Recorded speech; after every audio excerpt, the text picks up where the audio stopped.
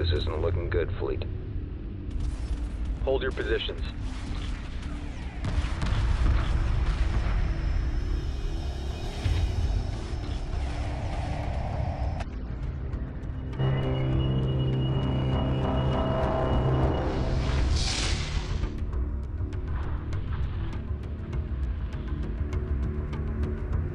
Siege has returned.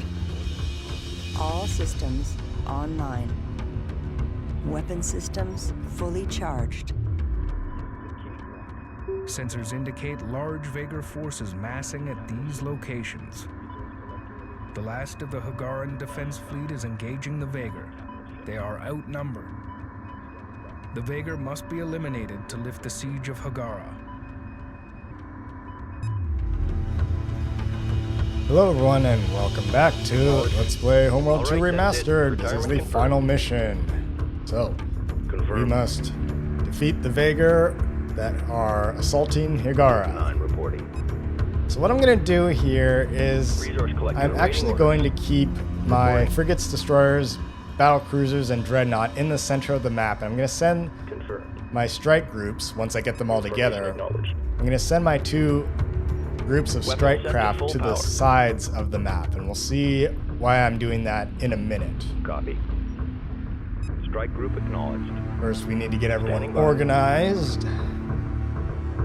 Repair order confirmed. Roger. Do the usual, have half my resource collectors repair the frigates and destroyers, the other half repair the battle cruisers. I'm going to send group 10 out there as well. Confirmed. They just might be useful. And of course, as you saw, we no longer have the Pride of Hiigara. We abandoned her in the middle of Balcora. So we now have Siege. Standing by. Siege is quite powerful. Strike group coordinates locked in. Ready. Strike group to battle. I guess with all three hyperspace cores, it just, allows everything else to hyperspace around it. Copy. En route. Hence why we did not need to dock the strike craft. In fact, Siege has no docking bays. You cannot service any strike craft via Siege. Roger. Attack coordinates locked in. Group 9 reporting. Alright boys, Attack go get them. We're under fire. There are a substantial amount of Vagar forces out there in the center of the map. There's destroyers, there's frigates, there's battle cruisers. All tons of fun, and you can see the Hiigaran fleet has taken a beating. Or the defense fleet has taken a beating. We've got 2 disabled battle cruisers there. Acknowledged.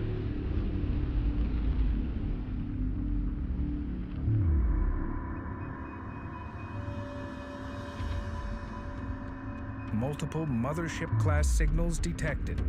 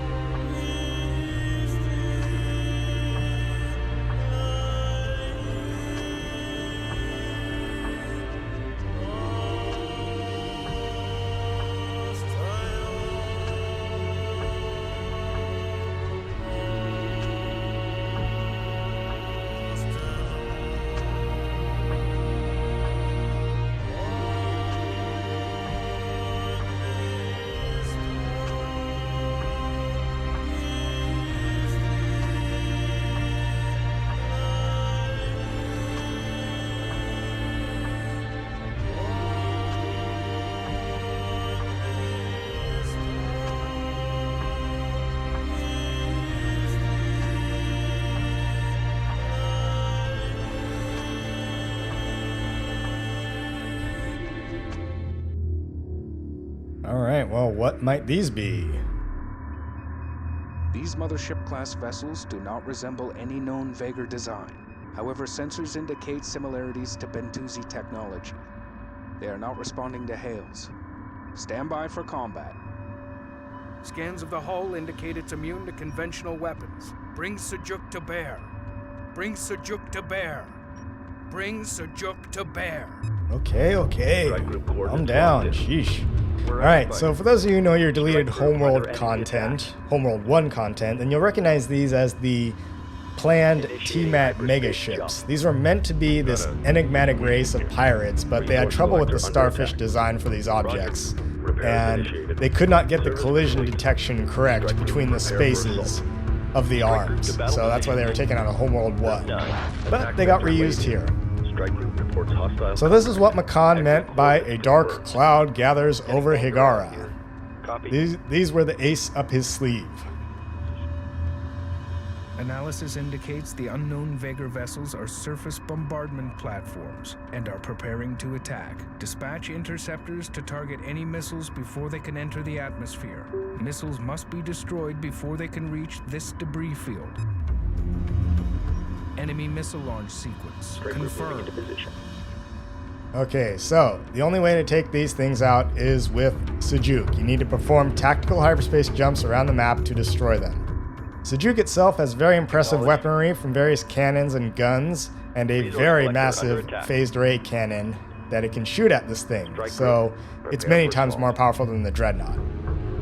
Now, you can move Sijuk around using conventional drives, but she's god-awful Copy. slow.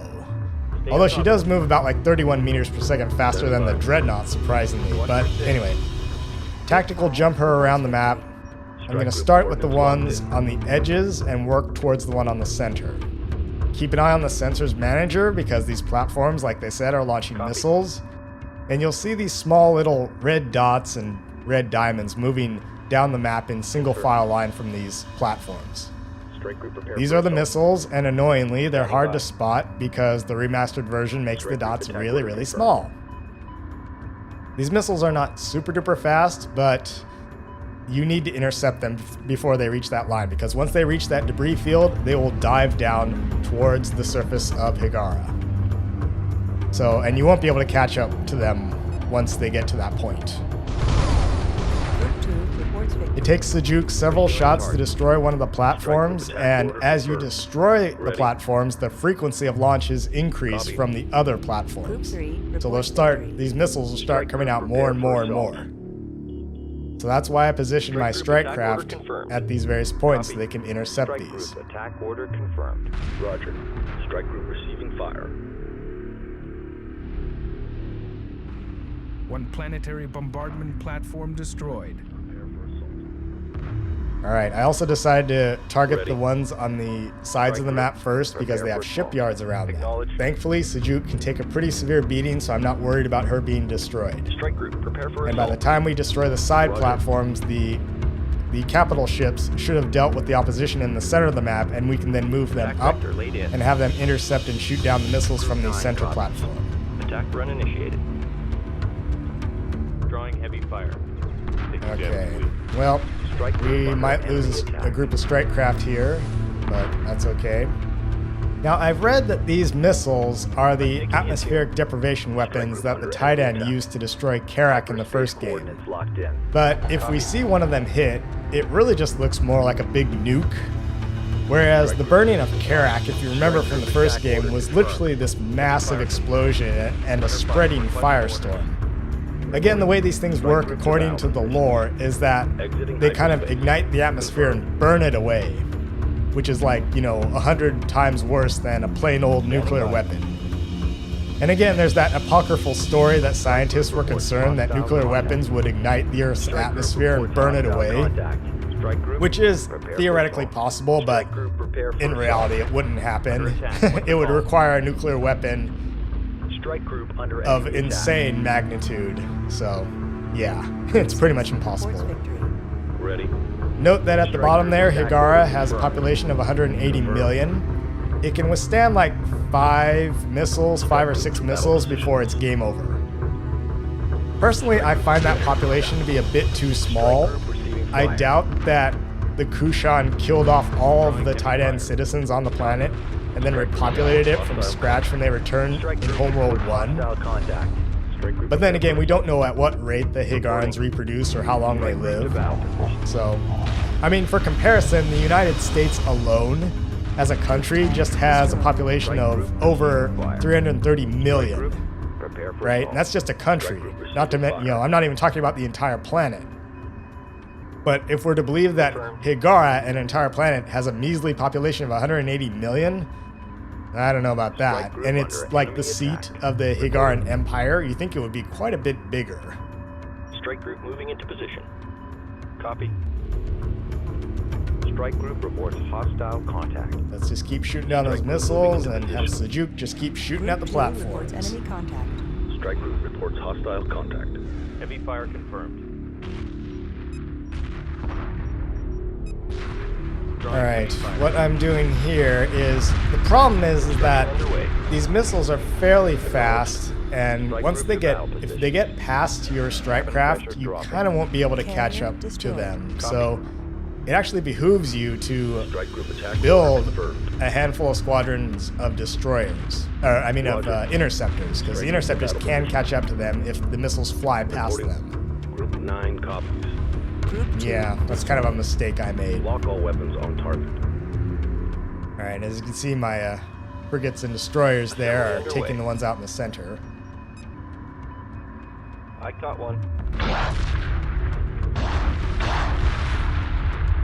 2 planetary bombardment platforms destroyed. Alright, and unfortunately, as you see there, 3 missiles are still moving. I mean, Sejuk can shoot them Initiating down hyperspace jump. if they're close enough. Standing Again, by. Sejuk does not move very fast, but if they're within range of her weapons, she can shoot them down.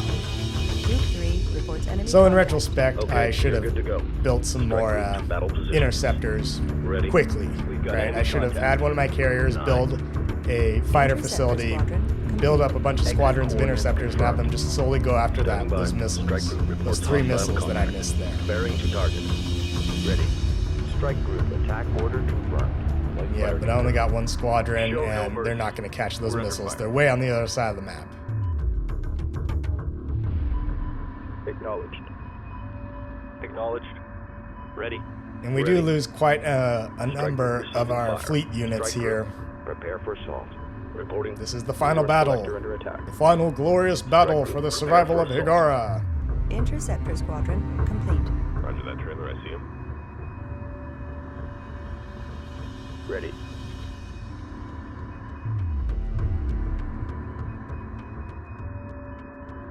Yeah, those interceptors, Roger. they're not going to catch up to them. Strike group to battle positions.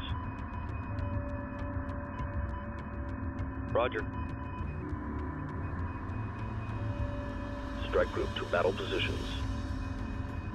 Group Let me show you 2 what has happens defeated once the they enemy. reach that debris field. The Interceptor missiles. squadron complete.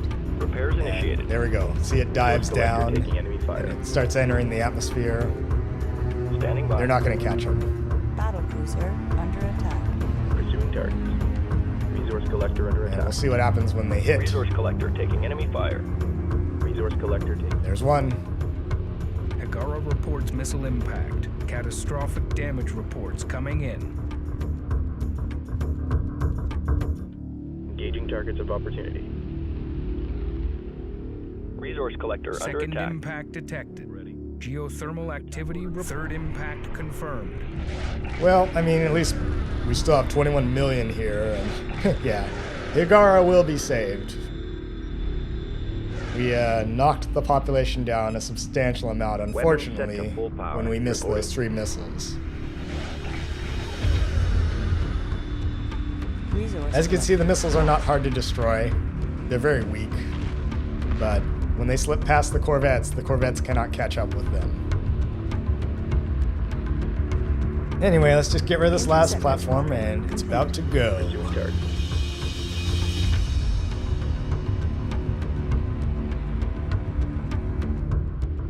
Group 3 reports victory. Group 6 has defeated the enemy. Copy. Strike group attack.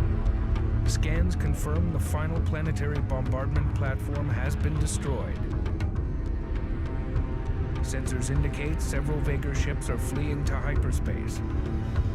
Hiigara is safe. Victory is ours.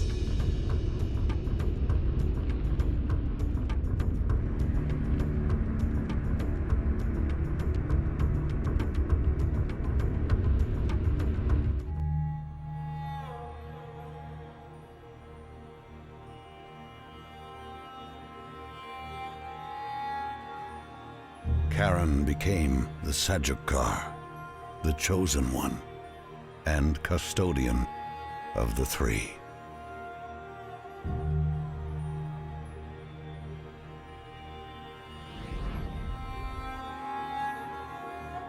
Conflicts that raged for millennia came to an end, and a new age of discovery began. An age of great wonders and visions.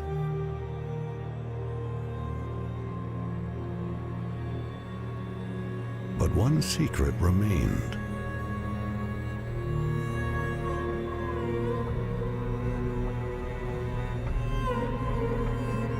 The Eye of Iran was discovered.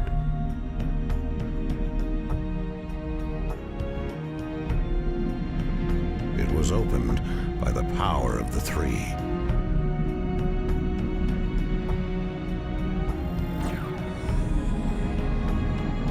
What lay beyond hushed every voice in the galaxy. A great network of hyperspace gates. An ancient system, perfectly preserved in the void, hidden from view throughout all of history. The Age of Sajet has begun.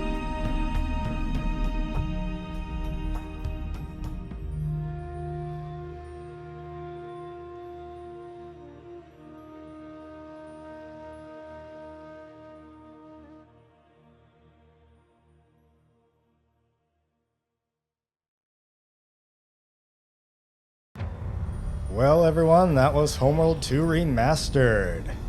Let me give my review of this game. As many know, I consider Homeworld 1 to be a pivotal moment in my PC gaming experience. I'm a pretty big fan of the franchise, and I play these games specifically for the space opera story. Homeworld 1 is probably the first game I played where I was genuinely engrossed and emotionally invested in the storyline. As I mentioned in my review of that game, it did what so many games fail to do for me, which is elicit emotion, despite the fact that it doesn't really focus on any particular protagonist, but rather on an entire race of people. Unfortunately, Homeworld 2 fails to do this for me. From playing through this game, and by examining various aspects of the gameplay and story, it becomes apparent that the forced gameplay, the vague story, the lack of clear geography, and the flat characters create a very uninspired gaming experience.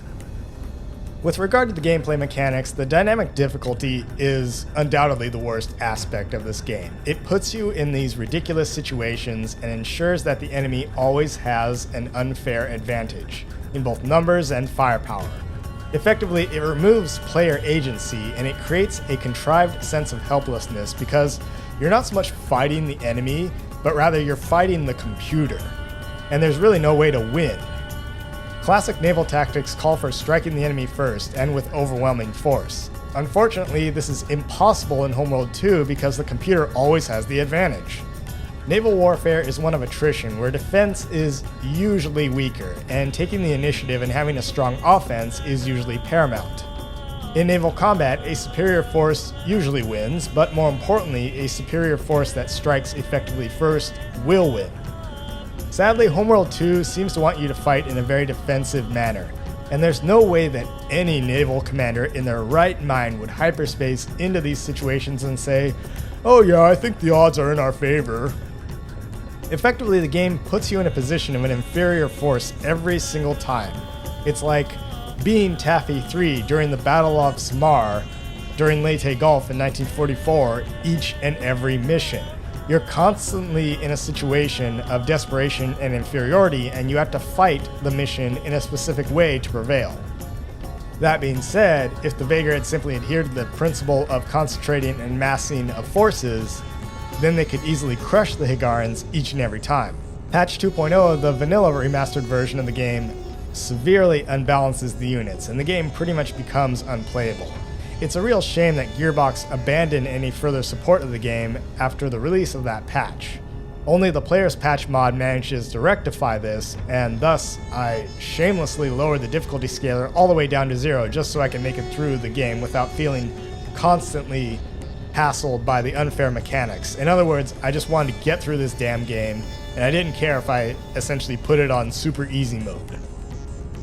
Another issue with the gameplay is the pacing of the missions and the game triggers themselves. When I play Homeworld 2, I always feel that the game wants me to play it in a certain way, and it's not up for me to decide.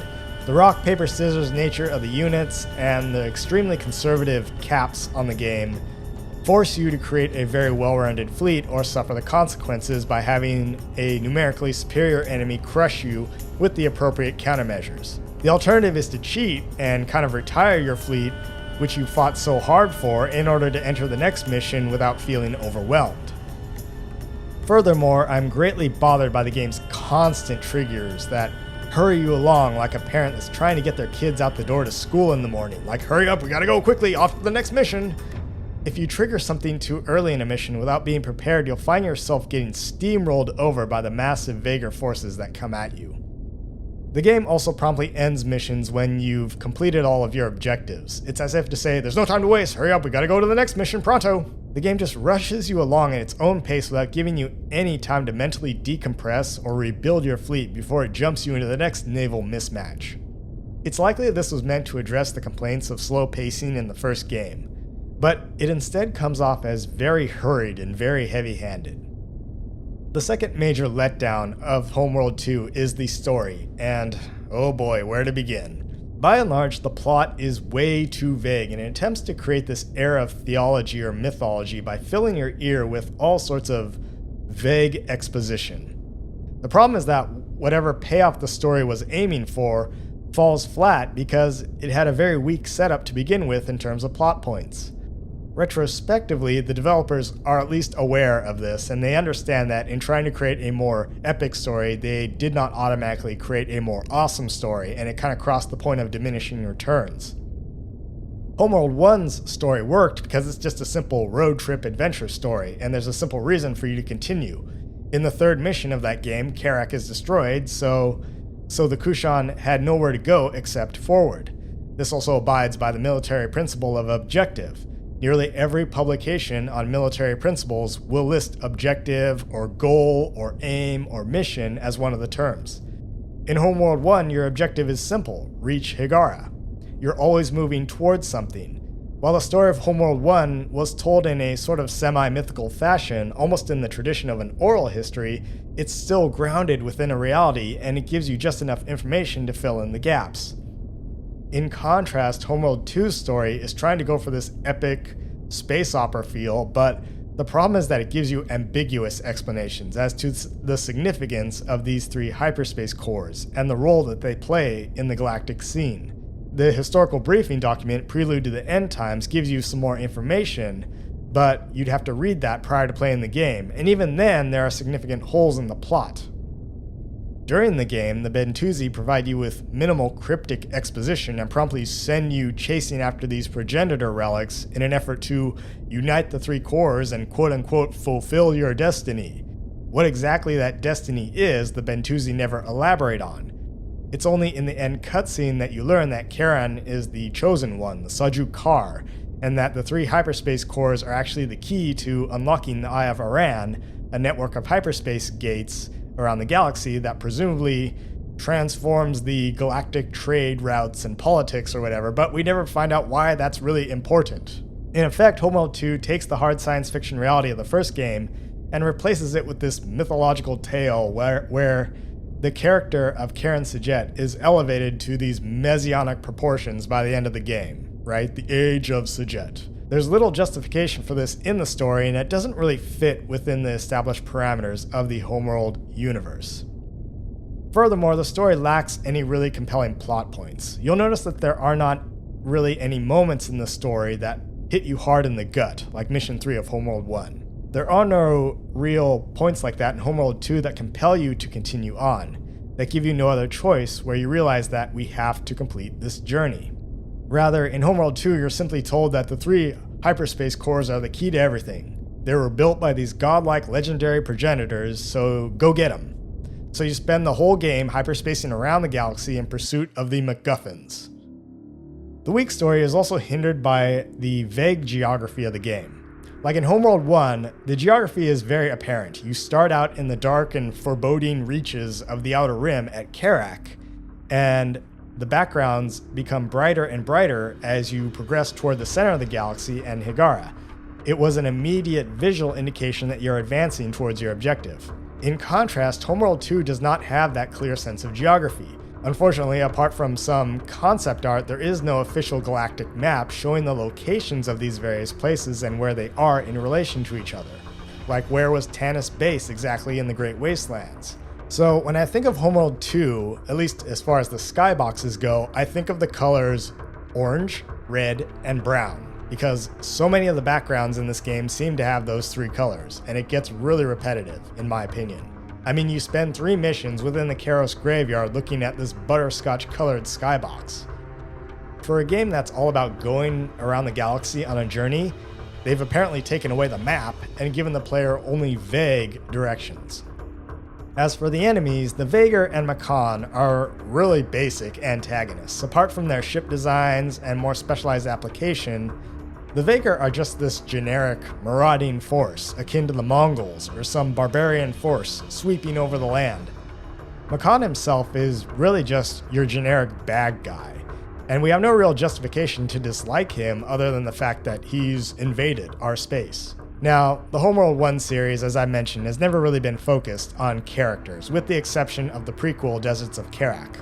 The races and organizations of Homeworld are what is important. In Homeworld 1, there's a distinct difference between the Kushan, the Taidan, the Tyrannic Raiders, and the Kadeshi. In Homeworld 2, you only fight against the Vaegir and the Progenitors. Unfortunately, very little is learned about either to form any concrete conclusions. We just know that the Vaegir have found one of the hyperspace cores and invaded. As for the Progenitors, we only know that they're this long extinct race that built the cores. They once controlled this vast galactic empire, and they were not native to the galaxy. It's like, well, thanks for the pointless history lesson. It's unfortunate that a universe with so much world building like Homeworld falls so flat in Homeworld 2 with this bland storyline and fairly uninteresting enemies. So I've ranted about all the things that I don't like about Homeworld 2. Is there anything I do like about this game, you may be wondering? Well, yes, actually. In terms of graphics, I still enjoy the overall ship designs of the game. The Hiigarans, the Vaegir, and the Progenitors are all very easily distinguishable, and many of them still echo that Chris Foss and Peter Elson look that inspired the ships of Homeworld 1. As for the remastered version, it updates the graphics to higher resolutions and textures, and they look really nice, and they actually help to bring both Homeworld 1 Remastered and Homeworld 2 into line with each other, so there's not such a jarring graphical difference between the two games. However, as with Homeworld 1 Remastered, I'm not a fan of how the environments that included dust and radiation have turned into this muddy mess. It's hard to see, it's hard to distinguish, and you can't make out certain things, like the sensors manager pings are really small. Furthermore, there's the cluttered UI that clogs up the edges of the screen and detracts from the cinematic feel of the game. But that's not really a huge deal breaker for me. To quickly comment on the music of Homeworld 2, Homeworld's steady composer Paul Ruske does a fine job, as always, with his Middle Eastern-inspired sounds. It's great and it really sets an interesting atmosphere. However, I do find some of the tracks within the soundtrack to be a little bit too similar to one another, and after a while the score gets a little bit repetitive throughout the game.